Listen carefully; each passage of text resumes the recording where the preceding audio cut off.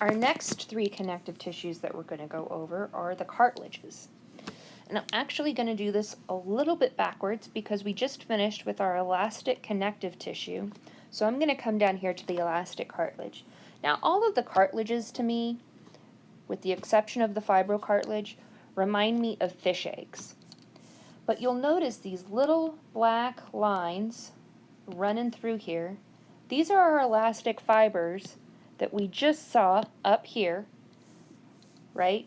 But instead of being a little squiggly, they are flat,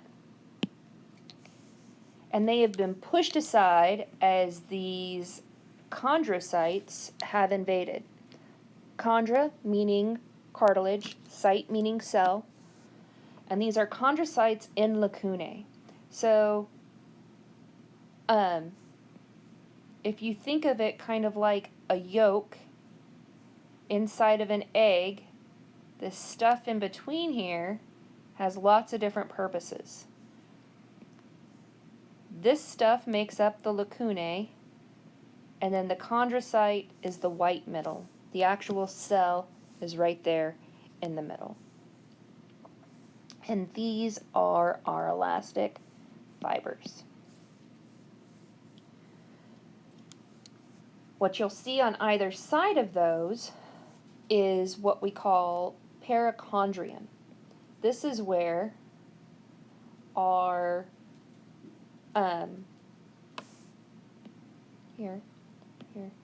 This is where our cartilage gets its nutrients from, because cartilage is also considered avascular, meaning it doesn't have a blood flow of its own. And blood flow is what's responsible for getting our different tissues nutrients and carrying away the waste.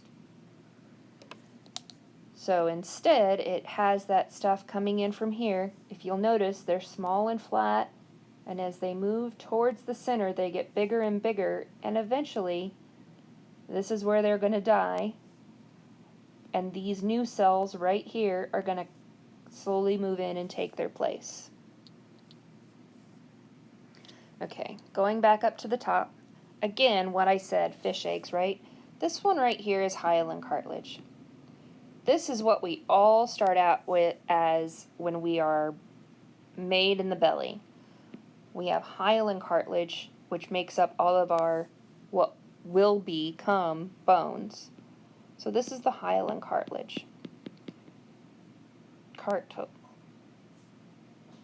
Cartilage. Sorry, I completely forgot how to spell for a second.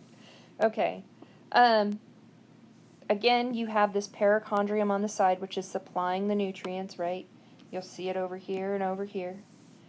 Right here in the middle, though, is the actual cartilage. And again, it looks like fish eggs, albeit much smaller than our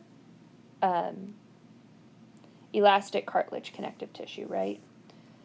They're smaller. Sometimes they're doubled up and squished together.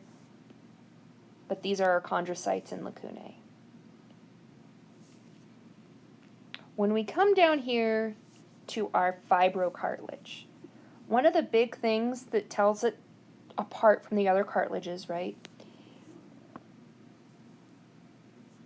These are still chondrocytes and lacunae, but the border between the lacunae and the chondrocytes is much harder to distinguish. You can see it right here on this one pretty well. Again, these are much smaller cells than this, which was much smaller than our elastic. And you'll actually see these fibro oh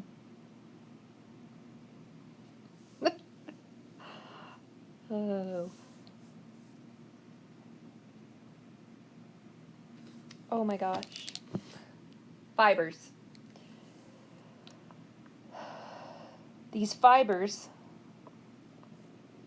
kind of extending in all these different directions right here from our chondrocytes.